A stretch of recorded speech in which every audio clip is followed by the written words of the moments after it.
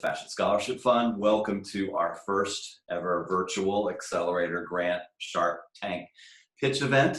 I want to thank First Republic Bank for their support of this event and of our Summer Scholar Series. And I'd like to take this moment to introduce our esteemed panel of sharks, our judges. I'll start with my friend Martin Cooper. Martin is the former Chief Creative Officer of Belstaff, VP of Design at Burberry, and Creative Director at Land's End. Thanks for joining us. Martin. Julia Haart, Group Chief Executive Officer of Elite World. Welcome, Julia. Coco Rocha, model and entrepreneur, among many other things. Welcome, Coco. And joining us from Los Angeles, April Uchitel, CEO of the fabulous beauty brand Violet Grey. Thank you, judges. We call you sharks, but I've assured our presenters that you're more dolphins or porpoises. You're going to be friendly, not too much teeth. For those of you, before I introduce our first presenter, who don't know about the Accelerator Grant, it's one of our many programs at the FSF. Each year, we award a grant to a graduate, a former scholarship winner who's now out in the real world and in the industry, who may have a nascent business or a business idea. We fund that business or business idea with a $50,000 award, and we pair that funding with a team of mentors that work with our winner. Last year we had a winner and a runner-up, and make sure and help ensure that that business grows and is launched and furthered on its way in the course of the year of mentoring. We've had over 60 applicants this year. They've all submitted detailed business plans, financial analyses, competitive landscape overviews. And next week there will be the final round with our board of directors and other judges. But what we're doing today is really taking from that applicant pool 4 very compelling applicants and asking them to pitch their ideas to our judges, because that is part of this process. And to hear from the judges their thoughts on the business idea, their insights, their constructive suggestions. Each of our presenters has 5 minutes, and then we'll turn this into kind of a more organic Q&A between our sharks and our presenters. So let's get on with it with our first presenter, Marissa Wilson. Welcome, Marissa. Marissa is a 2013 and a 2015 FSF scholarship winner from Marist College. She's currently a senior designer at DKNY, and she's joining us from New Jersey. Thank you, Marissa. Thank you, everyone. Hi, everyone. My name is Marissa Wilson, Creative Director and founder of Marissa Wilson New York, a contemporary women's wear brand characterized by cool styling blended with funky textiles. And today, I will introduce to you my newest project, Re-Up Jeans by Marissa Wilson New York, a capsule collection combining recycled jeans from consumers with dead stock denim from fabric mills. It's the next step as I reimagine the perception of the all-American brand, an authentic brand that celebrates powerful, multicultural women through self-love and community. In the past 4 years in building MWNY has been an incredible ride. I started out as a high-end luxury brand using beautiful silks and bold, dressy styles. For fall 2019, I repositioned my brand to be a more contemporary price point, opening at $55 up to $298. I focused primarily on a direct-to-consumer model, and I brought on a consultant to help me drastically improve my website, optimize my SEO, and build the foundations of my digital operations. Last year, my FSF mentor, Drew Pizzo, invested $15,000 into my first production run. So far, I've done $3,000 in sales since November 19. My work has been featured in Vogue magazine, Harper's Bazaar, Essence, and more. One of my dresses was featured in Spike Lee's Oscar-winning film, BlacKkKlansman. Last November, I appeared on the Tamron Hall show during a segment where she highlighted emerging designers. And I'm just getting started. But for now, I'd like to take a brief moment to tell you a little bit more about where I'm from. I'm a first-generation Guyanese American, born and raised in New Jersey. I've known that I wanted to be a fashion designer since the 2nd grade. I learned that later, in this industry, the multicultural female consumer has long been marginalized, and that's something that I wanted to change. In my career, I've worked for top New York brands such as Rag & Bone, Calvin Klein Jeans, and now currently at DKNY. But all of my experiences in the last decade has uniquely positioned me to grow MWNY, not just bigger, but smarter and more efficient. I sat on the floor in the factory offices in Bangladesh, surrounded by jeans. I designed and developed our denim line in real time. At one point, my hands turned blue from the dye, so I've lived this process. What I've learned most clearly in these years is that overconsumption is one of the biggest issues that we're currently facing, not just in the fashion industry, but everywhere in society. Companies can make improvements to be more environmentally responsible, and I pushed GKNY to be a more sustainable brand and was successful in changing our cotton to be BCI and recycled polyester using Reprieve across the line. But that's just not enough. And I've seen so much waste in this industry, and it's systemic, and it's just the way that we operate. I've seen 20,000 unit orders canceled because the jeans were 3 inches too short. I've had a box of samples that were opened up and immediately dropped into the drop box. I've seen long rows of garment dyed shape bands where only 3 samples were usable and the other 12 were trashed as wastage. And then, when COVID-19 struck, retailers canceled and refused millions of units of products. Imagine a 100,000 unit order, flat packed, boxed up, and ready to ship in India, and the retailer says, I don't want it anymore. A lot of that product will eventually end up in a landfill. And then next season, we sit around and start from scratch, business as usual. What are we doing? Is this not madness? Is this really the only way that we can make clothes? And the issue of climate change disproportionately affects communities of color. So I see this Re-Up Jeans project as the evolution of Marissa Wilson, New York. Because when you talk about diversity and inclusion, you can no longer separate it from sustainability. But fashion and sustainability continues to feel like something that's out there, impossible to grasp. So how do I make change more tangible? So in this current moment, I don't want to ask you to make a purchase. With my Re-Up Jeans project, I'm asking you to give me your jeans. The ones that you don't want anymore, that is. I'm asking customers to come with me on this journey to build something new together. Let's be creative with the materials that already exist. We don't have to keep making more. So over the next few months, I'll collect unwanted jeans from customers and excess denim from fabric mills. Each pair will get a tracking code so customers can follow the journey. Donors can leave a personalized message with their donated jeans, and I'll give them a credit towards the next Re-Up Jeans purchase. I'll sanitize and deconstruct the jeans to create a brand new, one-of-a-kind pair. The interior waistband will have a QR code that will reveal the unique messages left by donors. In effect, we'll be creating a real-life sisterhood of the traveling pants. In addition, I'll be taking the remaining inventory from my Fall 19 collection and hand dyeing, embellishing, and deconstructing them into new styles. Since the original product will still be sold, this flexibility will create 2 opportunities to make a purchase using a single unit. And I truly believe that the new way forward will be to flex your existing inventory. So as an FSF grant winner, I would use the money so that consumers can send me their jeans for free, as well as the cost of production.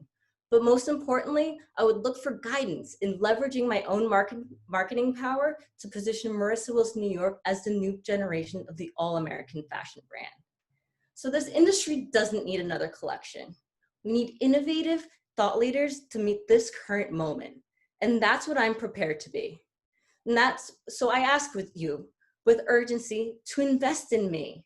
And I ask all of you here today and the Fashion Scholarship Fund to join me on this journey through self-love and community. Thank you. Thanks, Marissa. That was very compelling. If you were running for office, I would vote for you. But I want to turn it over to you, Coco, Julia, April, and Martin, with any questions or observations or insights for Marissa. I guess, I mean, it's amazing. I think that you have incorporated purpose, sustainability, community, a big investment of time. I guess question for me would be, how do you see that in terms of scalability? There's a lot of moving parts. There's a lot of, personally owned, handheld moments from yourself. How do you see something becoming, beyond a really niche opportunity into something, a bigger business? Yes, so I'm really excited that you asked that.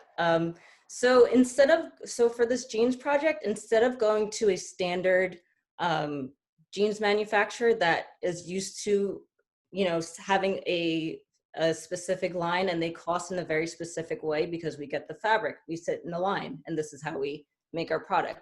I'm working with a denim manufacturer that specializes in customization. So they're not necessarily going to approach this project as, you know, deconstructing the jeans is going to cost X amount. And so it's not, I'm working with partners that's going to look at this more so in a way of how do we rethink this process? So for me, like, I'm a very focused product person and I come from this very streamlined process. So I'm really trying to analyze how do we change the way that we can make clothes, and eventually how do we make this a new standard process that is scalable. So that's sort of, so a lot of this will be new processes, but eventually over time, it will become something that is scalable. So instead of, so I will have people that sit and deconstruct the jeans, and that would be their purpose. So instead of it being on a seamstress who's used to doing something else, I'm re-looking at the entire process of how we make the jean. Great. I guess my question then would be, it's quite related to April's actually. From the process that you describe, it sounds like a very niche product that, you know, again, ongoing mass market. So the question is, how many sales do you expect to make? What is the type of customer and client that you think will be attracted to this? And how do you ensure a smooth transition from someone sending in their jeans to receiving something from you? So this process is really going to, so I've started with the process with me. So I've started by taking my own jeans and I've sent it to the factory to deconstruct. So it's going to be a learning process. It's in exactly how it's going to work. But I've started with me and I took a good hard look at my own wardrobe. And I know that it's going to take education, and that's one of the challenges that I anticipate with this project, because it's not just another jeans line. It's something that's going to involve the consumer and having them also do the same exercise and taking a good hard look into things that exist in their wardrobe. And if I can have the money so that they can send the money for free and take that first roadblock and being part of this process away, then I think we can learn how this can be a smoother process. So one of the big challenges will be logistics and getting and collecting the jeans, and then getting it over to the factory for the deconstruction process. Well, I just want to say I'm so excited of your journey and everything you've just said, because I've watched designers use those words, ethical, conscious, sustainable, but it's just words to me because sometimes I just don't see them actually follow through. And everything you said that you've seen with your own eyes, that individuals have 100,000 unit pieces canceled before COVID. I mean, if I'm getting that right, that sounds insane to me. And where does that go? I've always wondered, you know, I like the idea of sustainability, but like, how are we going to do it? Yes, what you're saying is very hands-on. Let's call it a niche, but everything that was new was a niche, right? And I definitely appreciate your idea to actually involve your client, that they're on this journey with you. I love tech as well. The fact that there's some sort of tech piece involved and it's not that hard. Really smart, everything. Like, I'm already excited that Marissa, you started. I hope everyone else is just up to par. But I know you said you gave the storytelling sort of, but through the tech side. However, to not be branded with some of those other brands that may just be using those words, how will you be able to showcase your brand in messaging? Specifically in the notes part of it. Is that what you're asking about? Yes, yeah. I mean, just so that you're not put into a same bucket as everyone else that are using the same words, that we're getting the storytelling, yes, through the tech side, but what else is there as well? Yeah, so I think there's a really cool aspect. I think the tracking portion of it is going to be a really cool way to engage the consumer, because they can take their jeans, I'll give them a tracking code, so I'll be able to give them pings of, okay, this is what it looks like when it's taken apart. And they'll be able to see what it becomes in the end. So if they want to repurchase their own jeans, they can they'll get a credit off and they'll be able to purchase that again. And I think there's a really cool sharing aspect of this, that these jeans, these were old fast fashion jeans and they came back and they're now these cool patchwork jeans that came from, you know, 3 different people. You can scan the code and then you can share. I plan to make the interface of the QR code what populates. I plan to make that shareable content so that people can see what my jeans used to be. And now they're these cool fashion pieces that came from maybe 3 different peoples and they've signed their initials, or they've said, these were my favorite jeans, or, you know, I've grown out of them and I want something new. And I think that component of being able, like this idea of the sisterhood of the traveling pants, and you're now connected with maybe 3, 4 different people by just wearing one single garment. And I think that can be really impactful. And I think there's a real opportunity in growing that through social media and having that visual of that process. So I think that the sustainability, again, to your point of sustainability and words, and, you know, and I've done it at a yarn yet, using recycled yarns, but I think having this tactile interaction and having these pings of these updates of what happens to your jeans and actually being able to see that it can turn into something cool and you're part of it. I think people will be able to really resonate with that. I'm going to jump in for a moment. I'm with Peter. I would vote for you any day, any week. And what I love hearing about you know, how you're approaching it is that you're essentially waving your magic wand. Okay. And there's so many good ideas there, really, like, you know, ideas with core and with substance. So I applaud you on that, and that you've kind of figured out that, yes, denim and the economy and sustainability, that all of these things, technology, all of these elements come together, but you're pulling them together in a very unique way. But I think that there are some challenges that I would love for you to think about, Yes. so that you can be as successful as I know that you will be. And that is, I'm hearing a lot of hands, right? And I think everyone's kind of touched on that as well. A lot of hands, meaning a lot of hands on. So you're looking for money, I think, to help build your team.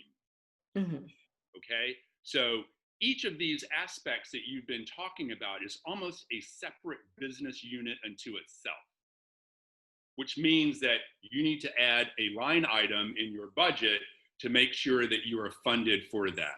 Even, for example, on your technology piece, why can't that be a profitable business unit where you license that technology to pay for everything that you're doing within the house? Don't keep it in the house, license it out. So those are the things that I would kind of challenge you to think about is, how do you build your team? Scalability, first of all. Okay, everyone, I had written scale, and then, you know, April, you said scale, so I had to like quickly re-scramble for a second. But scale for sure, but also remember, not every brand has to scale. And perhaps scaling is a word and a concept from the past, right? As long as you're profitable, you know, everyone would talk about years ago, the $1 billion brand. Do you have to be a $1 billion brand? Can you be a $3 million brand, but extremely profitable? Yes. So so listen to what your inner compass is saying to you and follow the inner compass. It's not going to lead you astray. But think about your team and mining the ideas that are already within your business model to help finance your dream.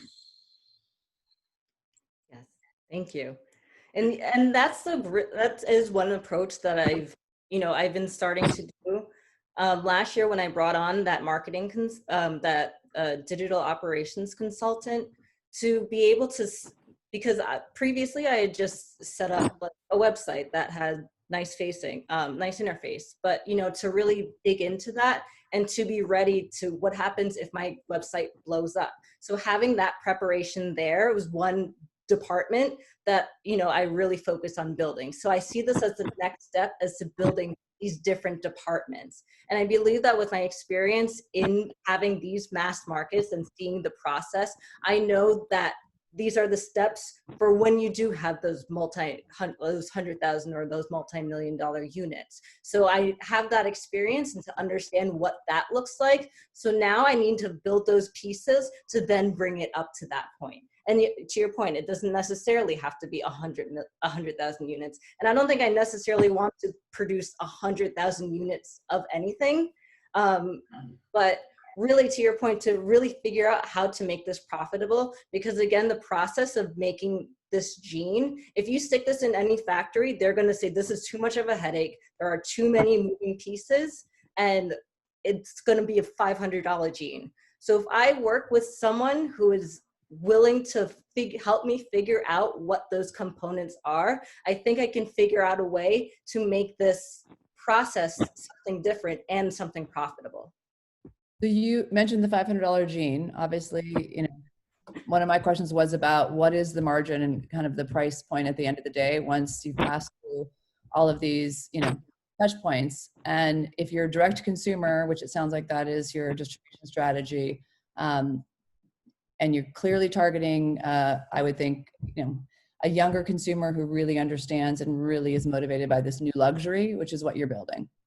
How do you see your growth, year one? Are you doing a small kind of organic run with giving yourself 3 to 5 years? And I completely agree with Martin. I think the days of the billion-dollar brands are long over. And I've worked with so many fashion brands. I've mentored in the CFD incubator program and worked in fashion for 25 years. That model is completely broken, as we all have seen. So how do you think through kind of your next 3 to 5 years in terms of growth? So these next few months, we're going to work on collecting the raw materials and seeing what that process will look like. So again, so that logistics, that division, these different divisions, that is going to be one thing that we're going to work through. And to answer your question, I'm going to look at this at a $175 price point.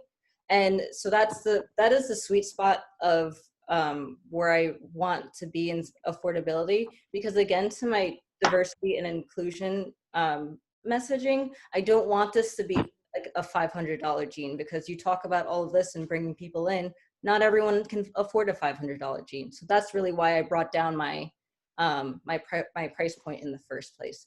So currently I'm working on the prototype. I've sent out a few weeks ago, I sent out my own jeans to deconstruct.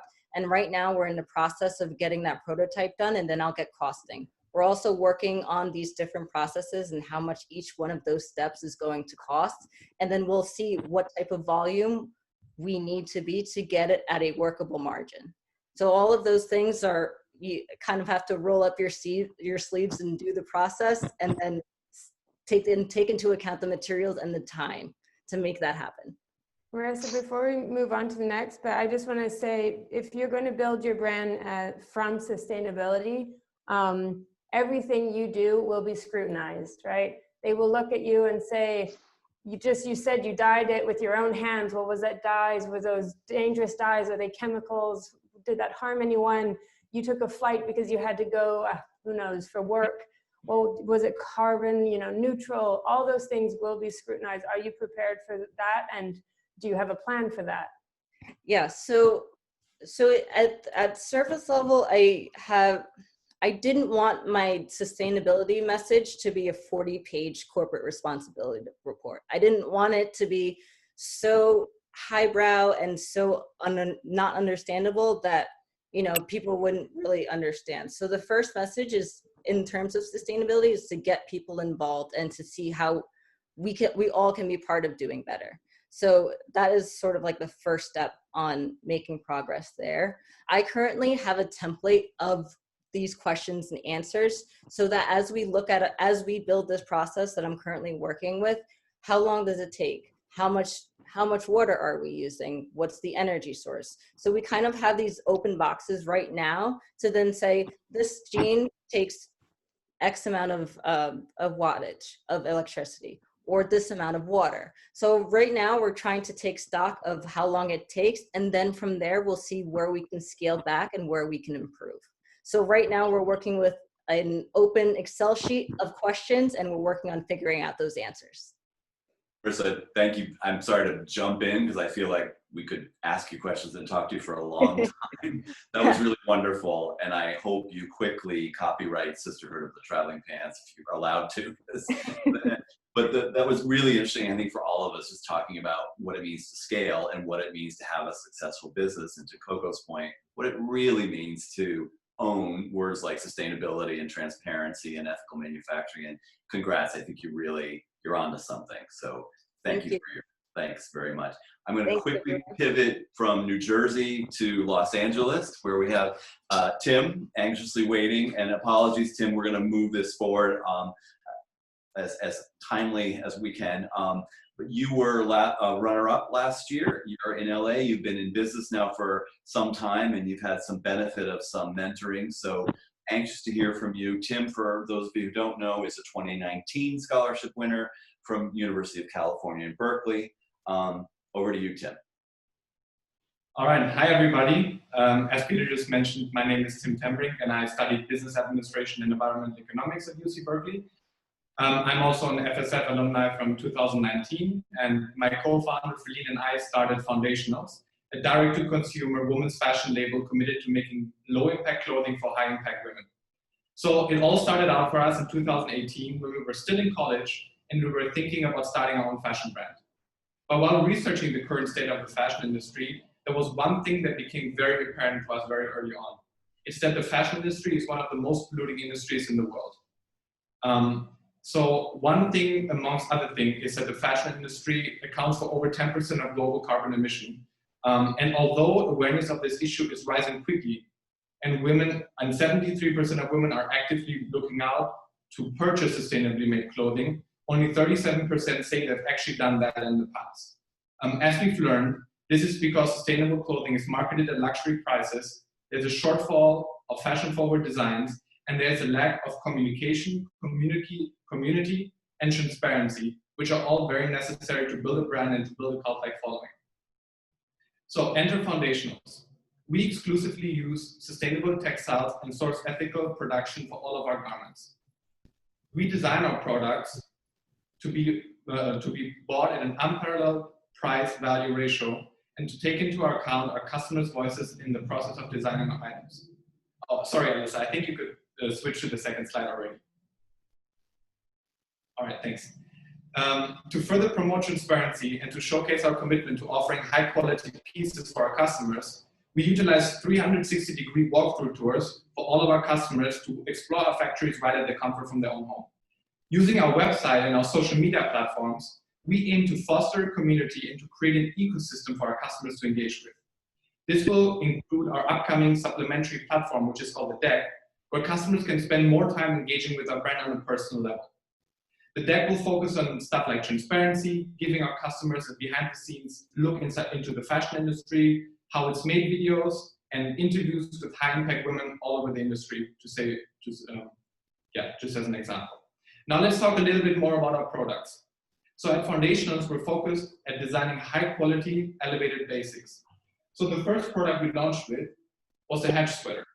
This is a fully fashioned knit made out of 100% recycled yarn, and it retails for $85. Since then, we have continuously expanded our product range to include stuff like pants, bodysuits, two-piece sets, and tops. For example, this is the Leah pant.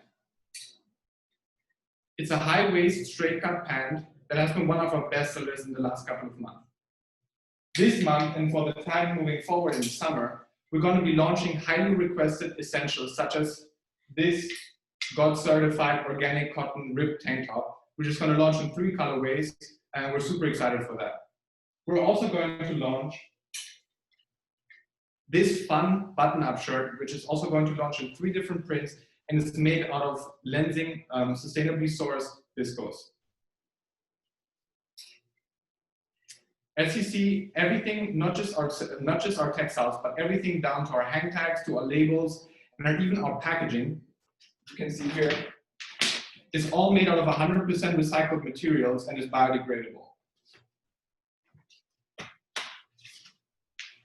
Now coming to the ask, what would we do if we win the $50,000 Accelerator Grant?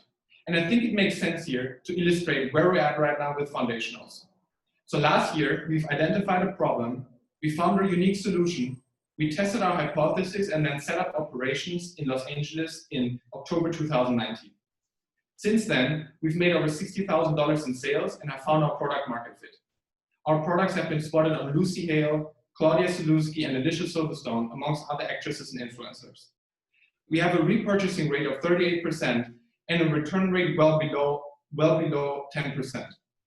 We've garnered a 30,000 people strong email subscriber list. We've established our local and international supply chain, and we have attracted top-tier talent from schools like Parsons, UC Berkeley, USC, and Harvard University. Now that all of this has happened, it's time for us to accelerate our growth with the help of this grant. So if we were to win it, we would use half of the money to make new starts and to have even stronger product launch campaigns. We would use $10,000 to hire interns for the fall, and we would use another $11,000 on various marketing efforts. The last $4,000 will be used to strengthen our brand infrastructure and to buy things like an adequate inventory system and photo shoot equipment, which will all help us streamline our operations, which will help us work efficiently as we scale. So with that being said, thank you all very much for your time, and I'd be happy to answer any questions that you have. Thanks, Tim. Thank you very much for that. Panelists, Sharks, any questions or observations for Tim? Yeah, I have a few questions. So Tim, I really like the fact that you've organized it so well. You know exactly where that money is going to go. You know exactly how you'd like to spend it. It seems that you have a real organized system for creating the clothing. So I commend you on that. My question to you would be, what separates, I mean, as you see, these are topics and issues that many designers are talking about, sustainability and all of this. What separates you from the pack? What makes your t-shirt different than everybody else's? Right. What's your style? I hear the purpose of your collection. I hear the concept of your collection. What's the style of your collection? Right. I think it's important to mention firstly that all our designs are meant to be lighthearted, contemporary, easy to wear styles, which I think is very different from where most sustainable fashion companies are at right now, which are marketed more towards only being basics and having very classic colors and very boxy cut styles. I think that's the number one differentiator in terms of styles. I think other things that we differentiate ourselves from our competitors are that we are very open about transparency. So we have the walkthrough tours for all our clothing factories. We're going to have behind the scenes videos of all, so actually if you go to our website right now, you will find videos of how our sweater is being made, so you can see the conditions of the factory, how the people work, and they see every step by step how everything works.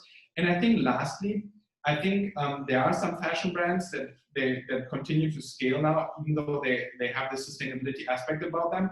But what is really missing about those brands is that there is a community and an ecosystem for the customers to engage with. So it's really important for us to have a continuous conversation with our customers. So for example, we have a focus group of customers that we have in a chat. We talk to them about our designs. They will give us insights on what they think is good, what is not. We're launching this supplementary platform to our website, which is called The Deck. So we have interviews already lined up with people that we're going to feature there. In light of all the recent events that have happened in the US especially, we already reached out to our customers to share their own blog posts, and we lent them their platform to write on our website and to publish their thoughts on what's going on and how we all think we can do better. So I think we want to be really engaged with our customers, not just be another company that pushes out more product, but be there to support each other and to be a forerunner for the industry. Are you asking your customers to weigh in on designs? Are you using them for actual feedback in terms of design direction and production? So how it normally works is that my co-founder Feline, who is the creative designer of the brand, comes up with a variety of designs. She looks at different colorways, she looks at styles, she's constantly then in contact with people in our chat. and talks about, hey, this is what we're thinking about. What do you think? Are there any things that stand out amongst the people that many people are asking for, or things that have bothered them in the past, or things that are really into right now that they think we should care about? And that's then like a kind of like a conversation between the customers and us that is ongoing until we have. They're buying into the process. They're invested. Right. Do you see your main competition as like a younger Reformation, or are you trying to take a piece of H&M's business? Where are you really trying to find that audience? Right.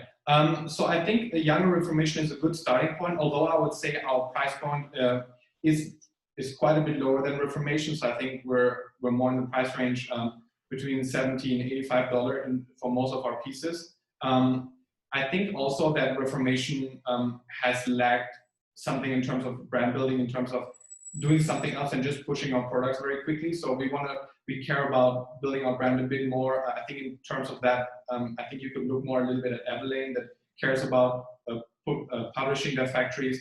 I mean, they have gotten into some trouble recently, but that's not something that we plan to do. I think we're planning on being 100% transparent and learning, and we're trying to learn all the time. So yeah. Guys, I think we have time for one more question. Martin, did you want to ask a question? Sure. Yes, and I'm going to pick back up, Julia, from where you were, and I hope you don't mind me trying to reinterpret what or re-ask what you were asking, and the same thing for you, April. So Tim, I think so hats off 100% for sustainability.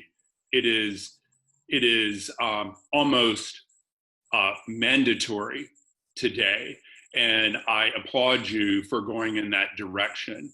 But I think what perhaps they were asking is on the design side, right? So you've ticked the big box on sustainability, and you're doing all of the right things. But on the design side, at the end of the day, the customer has to say, like, that top or bottom or what have you is driving me enough to say I'm going to buy that. Right. And is there enough design in it to merit that? So that would be my challenge for you. And so if I were to distill it, what is the story, right? As a storyteller, what is the story? Taking sustainability off the table, because it's so ubiquitous now. So that's like, check, that's a given. So what is driving the story? What is the passion behind a woman saying, like, I want to wear this, I want to pay for this? Right. That's a great question. I think how we realized that, like, we started out, in fact, while we were still in college, we were only thinking about starting our fashion brand back then. And what we did was we came up with different designs. Again, I'm not a designer. I studied business and I studied environmental economics. So the whole design part is done by my co-founder. But what we did was she came up with a ton of designs, and we went through several of them and we showed them to so many dozens of people, and we tried to find out what do they care about, what do they like in terms of style, what is missing in the range of products right now that is out there if you want to shop sustainably. And that is really fun, easy, light-hearted pieces that you can throw on, whether you're going to a party, whether you're going to class, university, whether you're going on a day off to brunch with your friends. This is kind of the these are easygoing pieces that you can throw on everyday stuff that's fashion forward, and that we design for people to enjoy. So, Tim, I'm sorry to jump in, Martin, only because we have a limited amount of time, but I think we've all touched on, starting with you, Julia, very impressed, Tim, with the business that you've built. And I know operationally, you've really nailed it in terms of supply chain. But I think what Julia and April and Martin have all touched on is this is still a brand, and it has to have an identity and an aesthetic. And there's a customer who will check the sustainability box, but she still needs to feel compelled. So I just think when I look at your rack, think about an assortment, that really has a consistency that allows for a customer to have an understanding of your brand identity. Right. So sorry about the timing, guys. And sorry, Tim, we're gonna leave you in Los Angeles and go to Brooklyn to our friend Kenny McCullough, who's in Brooklyn. Kenny was a 2008 scholarship winner from the University of North Carolina, Greensboro. He's a former design director at Purple Label at Ralph Lauren and a senior designer at Michael Kors. Kenny, over to you. Hi, everybody. So just full disclosure, my background is not my clothing, it's a virtual background, but it's very representative of what my clothes would look like on a rack. So, all right, there we go. All right. So growing up, I was told I was too dark-skinned. I was told I wasn't masculine enough. I was too gay. I wasn't Black enough. These are things outside of racism that I had to deal with. Since being a child, I've been looking for ways to transcend these identity structures that were given to me, to claim and communicate who I am on my own terms. One of the memories that I treasure from my childhood is playing dress up with my sister. Okay, sure, it might sound silly to some, but for us, it was so much fun, and it was something that we really looked forward to. We would wear anything from big Easter Sunday dresses to Western shirts with cowboy hats and cowboy boots. It was whatever and whoever we felt like being at that moment. We didn't think about gender. We just knew that in those moments, we didn't have to think about what others thought about us. And that was a breath of fresh air. Looking back, that was really the first step in me defining who I am. Hi, I'm Kenny McCullough. I am the creative director and founder of Artists North New York. A little bit about me, I've worked in the industry now for about 16 years for top US designers, Tommy Hilfiger, Calvin Klein, Michael Kors Collection, as well as Ralph Lauren Purple Label. I recall being in design meetings and we would have the men's boards and the women's boards, and I would want to take a coat from men's and put it in women's and take a sweater from women's and put it in men's, but it didn't happen. So I got to thinking, I really missed that feeling that I had when I was a child of playing dress up with my sister, which is creative expression. And to me, that's what fashion is about.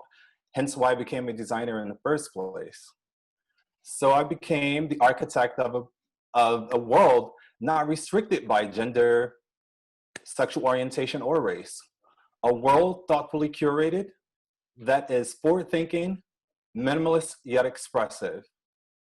Hey, Alyssa, you can start the slides now.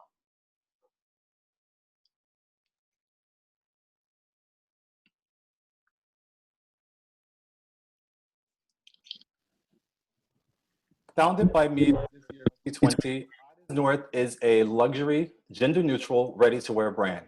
Our core consumers are Gen Z and millennials. There are a few reasons why one would come to Artists North. Number one being our gender-neutral concept. Secondly, our sustainable design practices. We believe in the less is more theory, quality over quantity. Understanding the current climate, consumers are continuing to shift to e-commerce, which is why Artists North will have a very strong direct-to-consumer platform between e-commerce and social media, as well as working with wholesale accounts that have very strong online and omni-channel businesses. I plan to run a very lean business and as regards to inventory, markdowns, and sales, and I also don't want to be overly assorted. And like the great designers that I've worked for, Artists North will be based out of New York City. I truly believe that Artists North could be the next big American fashion brand with the goal of creating community and freedom. You can go to the next slide, Alyssa. So this is just sort of an overview of the mood board for our fall, autumn, winter 2021 collection. I'm really inspired by art and architecture. I feel like it's the catalog of history and it really gives a sense of culture. Here I'm inspired by Frank Rieman's, the clean lines and the boldness of Frank Rieman's black walls, as well as art transcribed from Richard Serra's reversals. You can go to the next slide, Alyssa. So this is an overview of the collection. I thought about the interplay of masculinity and femininity in this collection, as well as the juxtaposition of soft, organic drape and print, and focusing on really using the lines of the artwork that I saw to really bring it to life and give this sort of a structural balance with sort of a urban utilitarian feel. Okay, back to me. All right. My investment currently funds the company's setup, product development, as well as marketing, with the hopes of bolstering this with the FSF Accelerator Grant. I would use the money for production as well as marketing and a showroom or sales representation. In addition to the grant money, the FSF mentorship is gold. I'm a great creative. I know the basics of business, but I would really need mentorship in digital marketing as well as how to scale the business to maintain sustainable growth and longevity. In addition, I will utilize FSF community to make business connections across fashion business, buying, merchandising, marketing, as well as PR. In closing, I just want to say I am so grateful for this opportunity. Many of you who know me know that I've talked about starting my business for years now. It's the ultimate dream for me. And that little kid who used to play dress up with his sister is finally ready to take a stand. And I found my own narrative through fashion and hopes of being a beacon to others to do the same.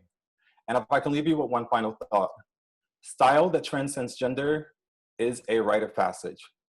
Thank you. Thanks, Kenny. All right. Can I pop in and ask a question? Please. I'm just sorry. I popped in there because honestly, I'm very excited about your brand. Thank you. Love the aesthetic. It's so incredible. What a style. You have such a distinct and unique look. I'm obsessed. Wow, fantastic. Really great. Okay. I also I noticed on the left page, the left corner of your pages, you had a logo. Yes. Which is such a beautiful logo. It's really clever and unique. I absolutely love it. So kudos on that. My question to you would be, I love your concept of community and gender fluidity. I think that's so important that we get to define who we are in our own way and that no one puts us in a box. I'm such a huge proponent of that.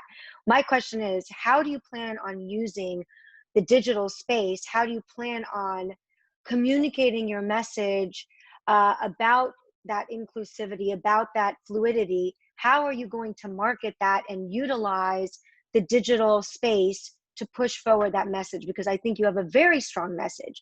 Now you have to think of a way of pushing it forward and actually getting your point out there and to have a very strong marketing strategy. Well, I'll tell you, for me, it's a lot about transparency. I never tell people the story about what I was told when I grew up, or even the fact that I used to play dress up with my sister.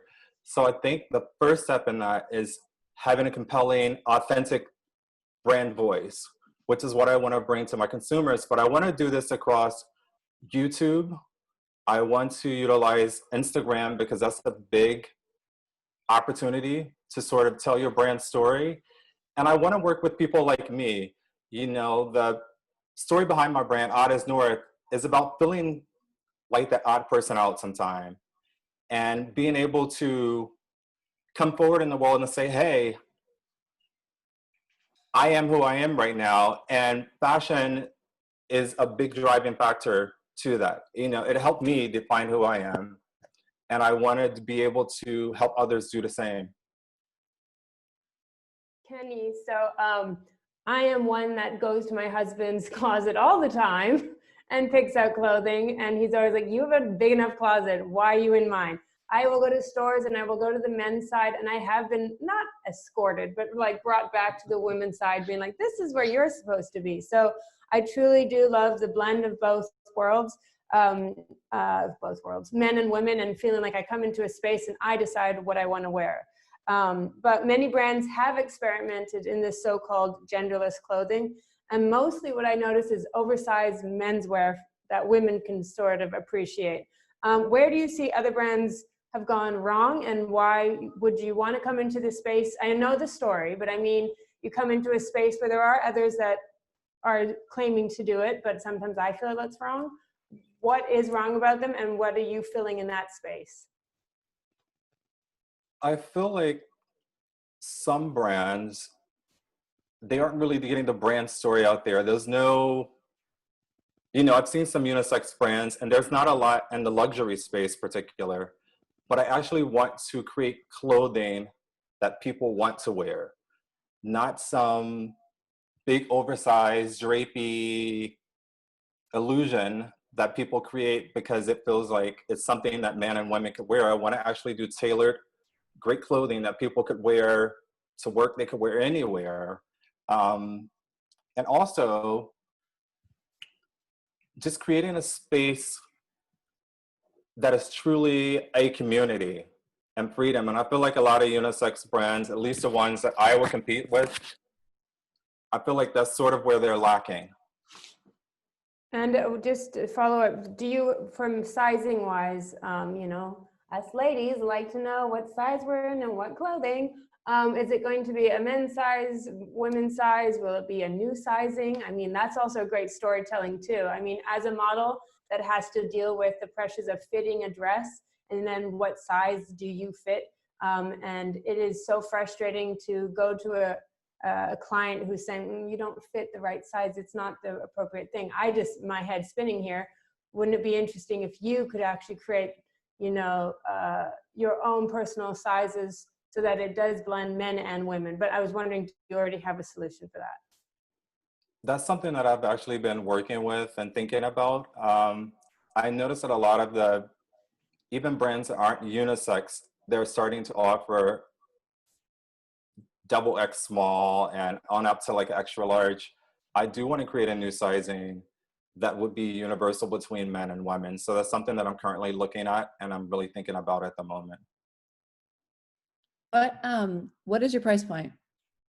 Our price point, average price points anywhere between $255 and $65. Okay. I mean, I love it. I love an urban uniform. I think it's super genius. Someone who, I'm probably one of the oldest in the room, and I like this sense of a uniform. As time goes on, it's simpler. Everyone wants to look cool. Everyone wants to be cooler than we are. And I think you're really kind of nailing that aesthetic. You talked about a combination of direct consumer and wholesale. What kind of percentage split do you see, and who would be your target wholesale partners? My target wholesale partners from an online perspective, I'm looking at H. Lorenzo, Essence, Machine A, and Mr. Porter. Okay. From an omni-channel experience, I'm looking at 4510, Dover Street Market, and Neiman Marcus.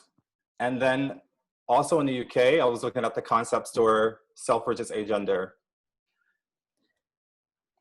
And what percentage of your own channel do you see, like e-commerce?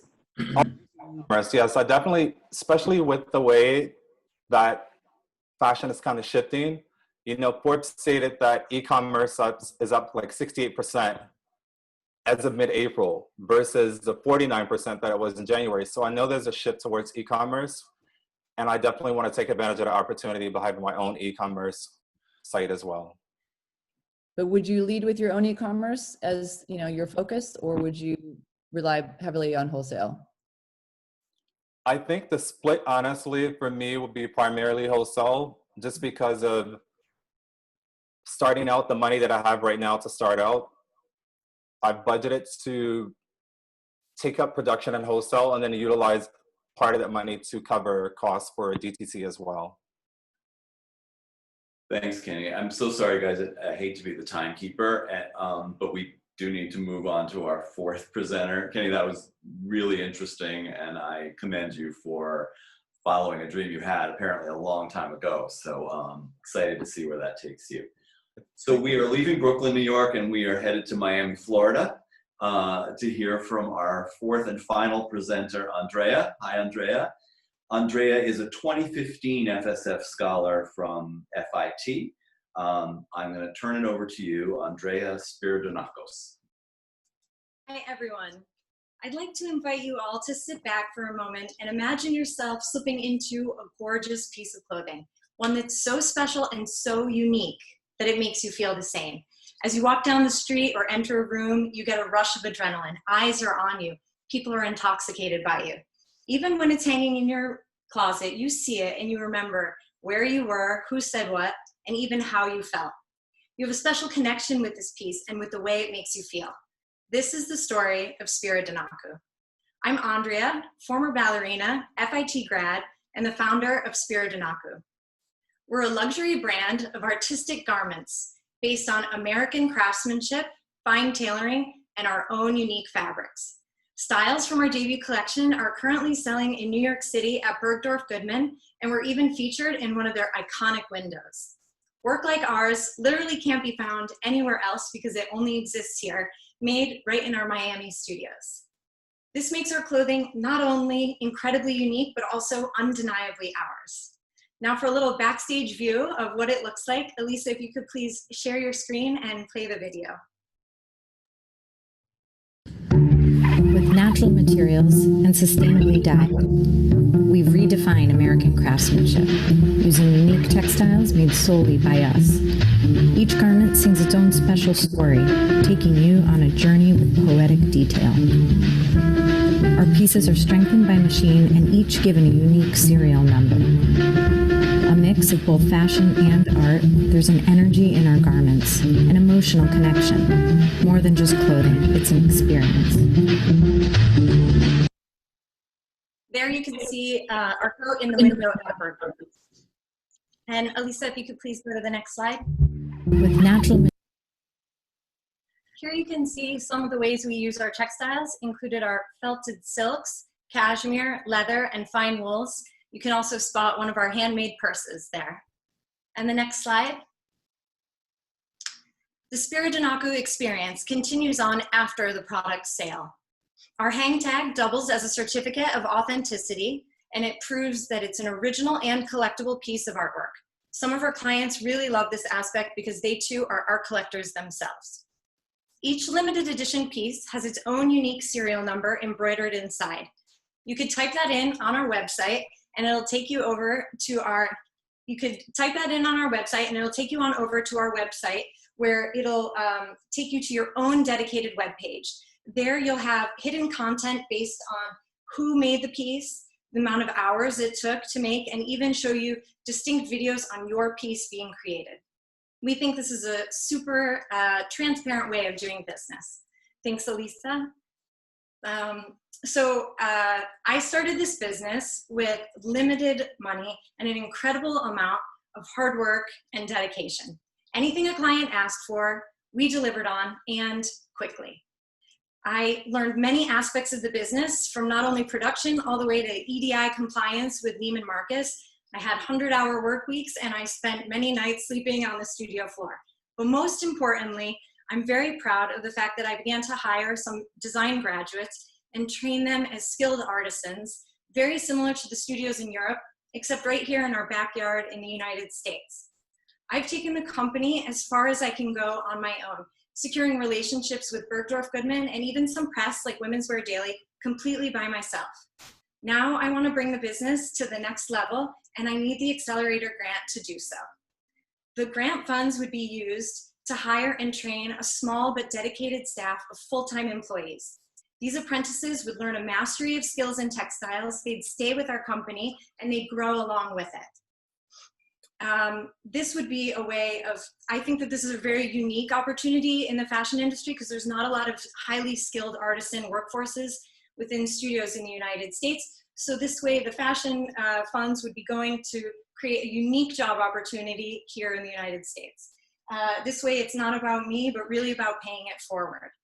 In the future, I plan to launch a secondary line at a more affordable price point. The pieces would be geared for a younger, style-conscious crowd. They would still be made out of a sustainable fabric and made in the United States, but at a contemporary price point or advanced contemporary like Alexander Wang. Now let me show you a couple of my pieces. Here you can see our spring coat. Here's the back of it. I don't know if you can see that here. We've got here one of our bomber jackets, hand-painted trim. painted lining. No water was used in this process. Here's one of our detailed sculpted jackets, painted snaps. Our pencil skirt, you can see the embroidery and the handwork on this. One of our cool leather pants with the little hidden pocket. A super cute pair of bell-shaped shorts. They look very good on the legs. Painted palazzos, and like I said, no water was used in this process. Here's one of the other coats in a different color. This style was sold out from Bergdorf's. And lastly, we have some of our purses here that you can see. They're all handmade, so one of a kind. It's your own unique bag. Any questions? I'm sure we have a few, Andrea. Thank you so much for that. I'm going to turn it over to Julia. Do you want to start? Yes, sure. I thought you unmuted, so sorry. So first of all, again, sorry, sure. So I love the aesthetic, the fact that it's all, you said something that really resonated with me. To me, art and fashion are really, truly fashion is wearable art. It's the interaction between the creativity of the designer and the uniqueness of the person wearing it. And I think that your collection really captures that at the time. So my question to you would be, this sounds like a couture collection. Is that where you want to stay? Do you want to be a couture brand? Is it this very made to measure kind of experiential brand? So it is an experiential brand, but it's not couture made to measure. It could be. I have made pieces like that as well. But right now it's selling at Bergdorf's and it is sized. It's ready to wear.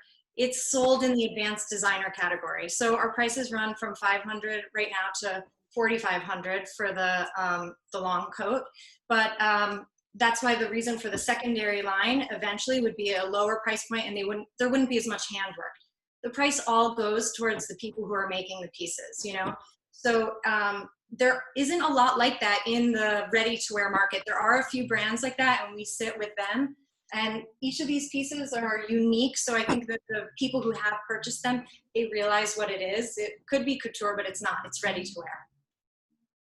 I was just wondering, and I agree with you that I have a room in my house where I just literally collect clothes that I've worn once and I'll never wear them again because of the experience and the moment, all of it. So I believe, I like your storytelling, definitely. I think everyone has to have a good storytelling in their design for us to come back and want to be part of the community. But this is a question I actually wanted to ask everyone. I wanted all of your answers on this so everyone could still think about their own answers. But since COVID has forced fashion to majorly rethink how it does business, like all rules are out of the window. And definitely when I hear some of you talking about department stores and how you're selling there, department stores are really rethinking everything and they're struggling. And some are even, you know, abandoning ship. So how do you plan to build out your marketing plan post-COVID-19? It's a great question because it's totally turned over all the tables, right? So for me, the great thing about it is that everything is made right here. So I don't have to worry about the extra added point of shipping from another country or anything like that. But I do sell also on my website and directly to consumers who contacted me on Instagram. So my whole thing, I do use wholesale as well, like I said, at Bergdorf's. But for me, it's to build it person to person. So I think that there will be people who want specialness in their life and who are looking for that unique piece. I feel that I'm the place to find it, and I believe they could find me online, and I plan to build the direct-to-consumer brand for online sales as well. Who are your adjacencies or your competition? Yeah, so right now, yeah, I'm at the Linda's Boutique. I'm selling in the Linda's Boutique there. For me, I believe that Libertine is an interesting comparison because of a lot of their suiting. And Richard Quinn, he makes his own textiles as well. In the future, I can be doing, you know, obviously less felted pieces, but also more dyed screen printing and things like that that are still unique, but they're our closest competitors. Right, my next question was about seasonality based on the materials you're using? So you're thinking of moving into silks? No, that's a great question. So I have a lot of, I have a whole line because of COVID, we paused for a little bit, but for spring, summer 21, we're going to be making a lot of silks and tulle that's lightly felted, painted as well, dyed like that. So unique lightweight pieces as well. Currently, I'm going with the felt. I showed a lot of pieces to a gentleman, Christophe de Maison from CD Network, who saw a large range of my pieces and he was like, nobody is doing this, do more pieces like that. So they do run kind of heavy, but you know, you can see some pieces like this that are very lightweight and, you know, dyed with tea and no water used. So there's a broad range that can happen with that. And would you say your target age is what? I've had various people, so from what I've known of selling on my own and also through Bergdorf's, it ranges now from 30 to all the way to 70 people. So, but one thing I noticed in common is a lot of people who appreciate art. So either younger jewelry designers and artists themselves, as well as older women. Yeah. That's where the money is. Yeah, I guess. We have time for one more question. Martin, do you want to ask Sure. Andrea anything? Sure, I'll chime in. And so I think everyone kind of covered a lot of it. You know, I think your technique is beautiful. It really comes down to the motif or the actual artwork itself that makes it really compelling and strong. One thing that we also talked about weights and concern about weight when the world is getting warmer and warmer. You know, what do you have on the other side for warmer climates where you're living now, right? But also, what I would want you to do is to look at your shape and proportions, because it's very sculptural, the volumes that you're able to create. And so how does that top volume work with the bottom volume and really make something that instead of, and it kind of goes against a little bit of where my head is at this moment, because I think we're so item driven, and you're right in that channel of being item driven, which is great. But also, how does it work head to toe? Like, how does that top shape and that bottom shape click together? You know, if it's a big volume on top, it's a small volume on the bottom, right? And yes. so that would be my 2 cents that I would love to add. No, that's a great, absolutely great advice. Yes. Something I'm working on with coordinated separates, because it is ready to wear. It has to be something that can cross over both ways. People can wear. Right. And making sure that those volumes speak in a current and contemporary way. Absolutely. And for different body types, someone who's shorter isn't going to like the same thing that someone who's taller would like. So to have a broad range. I agree. Thank you very much. Thanks, Andrea. I know we've gone over the allotted time, but I think it was well worth it. Certainly, I know our presenters heard from you judges some really interesting observations and questions. So thank you for all your insights. Thanks, Coco, Julia, April, and Martin. I really appreciate your time. And thank you, Marissa and Kenny, Tim, and Andrea. I think I can speak for the judges. We were all very inspired by what we saw and what we heard today. So thank you for that. And I wish you all the best of luck. And as we move into next week in the final round, I know this was a helpful process for you, and it's certainly we gained a lot of it from it as well. So thank you so much, everybody. Signing off. Thank you. Okay.